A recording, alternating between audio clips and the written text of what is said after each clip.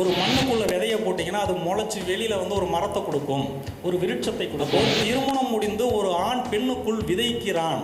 அந்த பெண் அந்த விதையை உள்வாங்கி அதை ஒரு கருவாக்கி உருவாக்கி ஒரு உயிரா வெளியிடுறாங்க. ஒரு வரி தத்துவம் என்ன அப்படின்னா, அனுபவித்து கடந்து விடுங்கள்.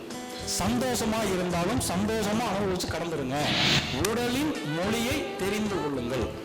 உடலின் மொழியை தெரிந்து கொண்டால் உங்களுக்கு வியாதி கிடையாது.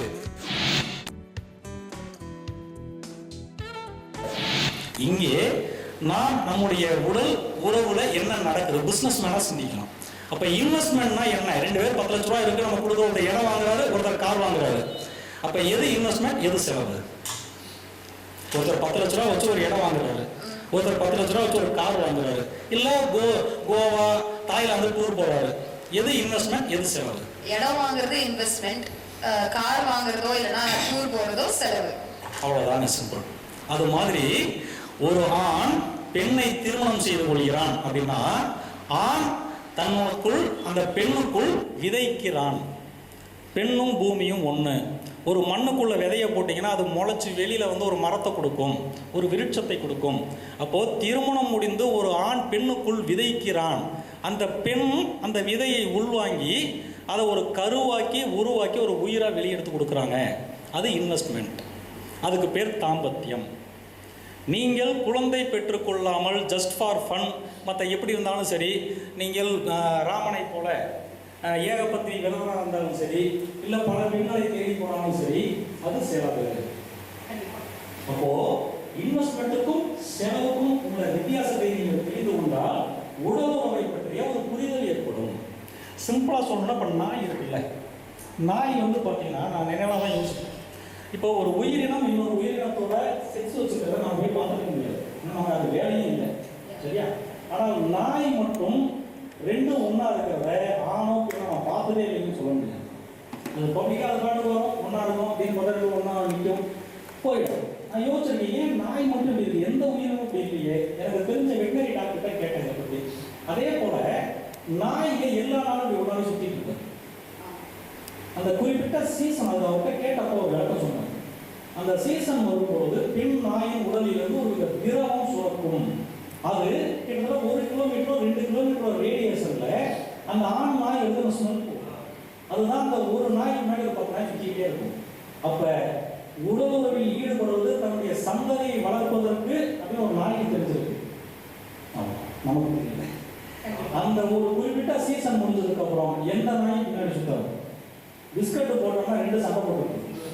அப்ப நிறைய விஷயங்களை நாம் பார்க்கும் விஷயங்களிலும் கேட்கும் விஷயங்களிலும் தெரிந்து கொள்ளலாம். அப்ப ஏன் உலக தடுத்தாங்க? நான் எல்லாரையும் சாமியாரா போயிட்டா இந்த உலகம் எப்படி இயங்கும்? இயங்காது. அப்ப ஏன் முக்கியம்னா ஏன் இதெல்லாம் நிறைய கோயில்கள். அப்ப நாம் மனிதனாக பிறந்தது நம்முள் இருக்கக்கூடிய இறை தன்மையை உணர்ந்து கொள்வதற்காக. நீங்கள் ஆசீர்வாதம் பண்ணாலும் அது நடக்கும், நீங்கள் சாபம் கொடுத்தாலும் அது நடக்கும். அப்ப நீங்க வயசுல பெரியவங்களை பார்த்தா போய் ஆசீர்வாதம் வாங்கினா எப்படி அவர் ஆசீர்வாதம் பண்ணா நடக்குது? அப்போ எப்படி ஒருத்தர் சாபம் கொடுத்தா நடக்குது?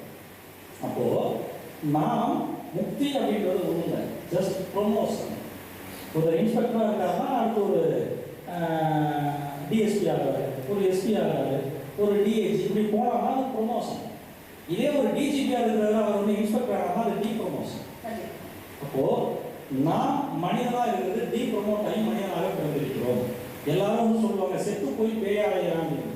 ஆனால் நான் என்ன சொல்றேன்னா, நாம் நமக்கு ஏதோ நிறைவேறாத ஆசைகள் இருப்பதால் தான் மனிதனாக. அதனால் இது தப்பு அது தப்புன்னு சிந்திக்காதீங்க. எல்லாரும் யோகான்னு வந்தாலே அசைவம் சாப்பிடாதீர்கள். வள்ளலார் கூட சொன்னார், உணவுக்காக ஒரு உயிரை கொள்ளுவது பாவம். நான் என்ன சொல்றேன்னா, ஒரே நாளில் யாரும் ஞானியாக ஆக முடியாது, படிப்படியாகத்தான் முன்னேற முடியும். ஒரு குழந்தைய கூப்பிட்டு ஏன் குழந்தை நீ என்ன ஆக போறோன்னு கேட்டா அந்த குழந்தை சொல்லுவோம், நான் டாக்டராக போகணும், இன்ஜினியர் ஆகணும், ஐஏஎஸ் ஐபிஎஸ் ஆகணும்னு சொல்லுவோம். அதுக்காக அந்த குழந்தைய கூப்பிட்டு போய் நேரடியாக நீட் கோச்சிங் சென்டர்லையும் டிஎன்பிஎஸ்சிலையும் சேர்த்து விட மாட்டாங்க. அது வயசுக்கு 1வது படிக்கணும்னா ஃபர்ஸ்ட் 1வது படிக்கணும், அடுத்து 5வது படிக்கணும், 10வது படிக்கணும். இப்படி படிப்படியாகத்தான் கற்றுக்கொள்ள முடியும். அதுபோல் நீங்கள் உங்களுடைய ஒவ்வொரு விஷயத்தையும் அனுபவியுங்கள். என்னுடைய ஒரு வரி தத்துவம் என்ன அப்படின்னா, அனுபவித்து கடந்து விடுங்கள்.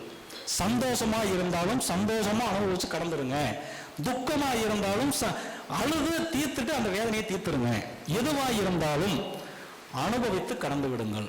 இப்ப ஏன் ஒரு மனிதனுக்கு இப்ப இத்தனை பேர் இருக்காங்க, இப்ப பிரம்மச்சரியத்தை பத்தி பேசணும். ஆமா, இதுல என்னன்னா ஒரு 50 வயசு 60 வயசு ஆயிடுச்சுன்னா மேக்சிமம் எல்லாரும் பிரம்மச்சாரியா இருக்காங்க, யாரும் ஹஸ்பண்ட் ஒய்ஃபு ஒழுங்கா இருக்க மாட்டாங்க. இப்ப நான் யோசிப்பேன், அப்ப இவங்க ஆல்ரெடி பேச்சுலர்ஸ் மாதிரி தானே வாழ்ந்துட்டு இருக்காங்க, அப்ப இவர்களால் ஏன் முக்தி அடைய முடியவில்லை, ஏன் செத்துடுறாங்க அப்படின்னு யோசிப்பேன்.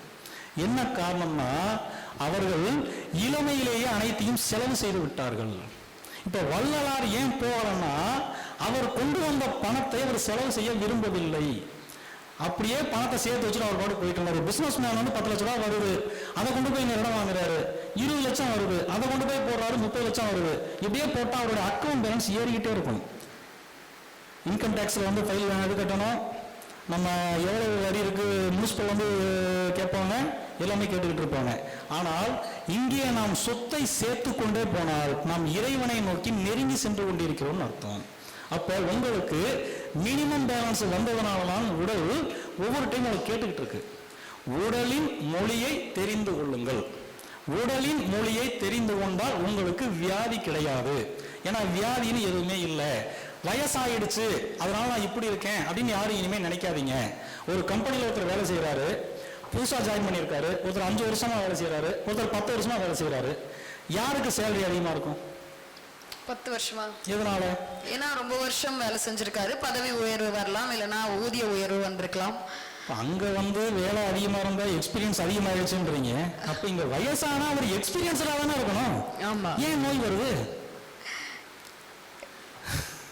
இது ஒரு டிப்ளமேட்டிக்கான கொஸ்டினா இருக்கு, நீங்களே சொல்லிடுங்க சார். அப்போ மனிதர்கள் அதான் திரும்ப ஏற்கனவே சொன்ன விஷயம், தன்னுடைய சுயத்தை மறந்து விட்டார்கள். யானைக்கு தன் பலம் தெரியாது அப்படின்ன மாதிரி நாம் எதை சாப்பிட வேண்டும் அப்படின்னு தெரியல. ஒரு மனிதனுக்கு வருமானம் அப்படின்றது நாம் உணவு மூலமாக மட்டும்தான் கிடைக்கும், வேற எந்த வழியிலையும் கிடைக்காது. அப்போ களவம் கற்றுமற அப்படின்னு திருவள்ளுவர் சொன்னார். களவு அப்படின்னா திருட்டு கிடையாது. லா 3 லா இருக்கு. நீங்க பள்ளிக்கூடத்துக்கு போற லா போட்டீங்கன்னா அந்த களவுனா திருட்டுன்னு அர்த்தம். அது இல்லை. களவுனா சொகுத்துல இருக்க பள்ளிக்கு போற அந்த லா போடணும்.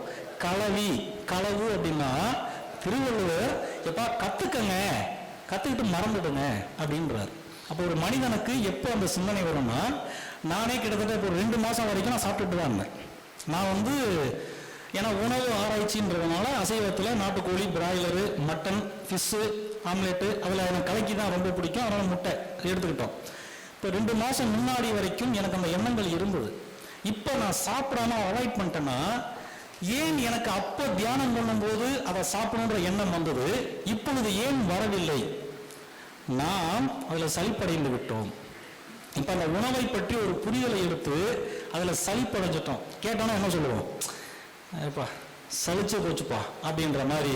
இப்போ அந்த ஒரு மனநிலைவுக்கு அதோட இவர் சொன்ன மாதிரி உணவுக்காக ஒரு உயிரை கொள்ளுவது பாவம்னா, நீங்கள் முட்டை சாப்பிடுறீங்க, கோழி சாப்பிடுறீங்க, மீன் சாப்பிடுறீங்கன்னா நீங்க சாப்பிடுங்க. ஒரே ஒரு கேள்வியை மட்டும் கேளுங்க, எதற்காக இந்த மீனை நாம் சாப்பிடுகிறோம்? ஒரு கேள்வி கேளுங்க.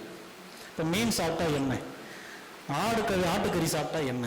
அப்போ ஒவ்வொருத்தர் கேட்கிறாங்கன்னா அதில் இருக்கும் அத்தனை விஷயங்களும் காய்கறியில் இருக்குல்ல. அப்ப இதை போய் ஒரு 500 ரூபா 600 ரூபா போட்டு எடுக்கிறது, அவன்கிட்ட பணம் இருந்தா வாங்கி சாப்பிட்டுக்கிறோம். அப்ப இந்த மீனை ஏன் நான் சாப்பிட வேண்டும்? இந்த இடத்தை நான் ஏன் வாங்க வேண்டும்? அது 10 லட்ச ரூபா போட்டா 15 லட்சம் வருங்க, வாங்குறேன். அது மாதிரி ஒரு ரீசன் இருக்கணும்ல. அந்த மாதிரி கேள்வியை கேட்டீங்கன்னா இந்த உணவை நாம் சாப்பிடலாமா வேணாமா அப்படின்ற ஒரு புரிதல் ஏற்படும். அவ்வளவுதான். ஆக மொத்தம் எல்லாமே நம்மளோட உணவை பேஸ் பண்ணி தான் இருக்கு. நம்மளுடைய உடலா இருக்கட்டும், ஆரோக்கியமா இருக்கட்டும், நம்மளுடைய மனநிலை எல்லாமே உணவை பேஸ் பண்ணி இருக்கு. எல்லாமே 100% ஃபுட்டு தான். ஒருவர் புளிப்பு உணவை அதிகமாக சாப்பிட்டாருன்னா சிடுசிடுன்னு இருப்பார். ஒரு காரசாரமா சாப்பிட்டு போனார்னா சிடுசிடுன்னு இருப்பார் எப்ப பார்த்தாலும். ஒரு உப்பு தேகமா இருக்காருன்னா அவர் கொஞ்சம் நிதானமாக இருப்பார். அப்ப இந்த விஷயங்களை நம்ம தெரிஞ்சுக்கணும். என்னங்க நேற்று தான் இப்படி பேசுனீங்க, இன்னைக்கு இப்படி பேசுறீங்களா? ஒருவன் சாப்பிடும் உணவு மாறிச்சுன்னா அவனுடைய குணாதிசயங்கள் மாறிவிடும். ஓகே சார், நிறைய விஷயங்கள் பேசியிருக்கோம், நிறைய விஷயங்கள் நீங்களுமே ஷேர் பண்ணியிருக்கீங்க.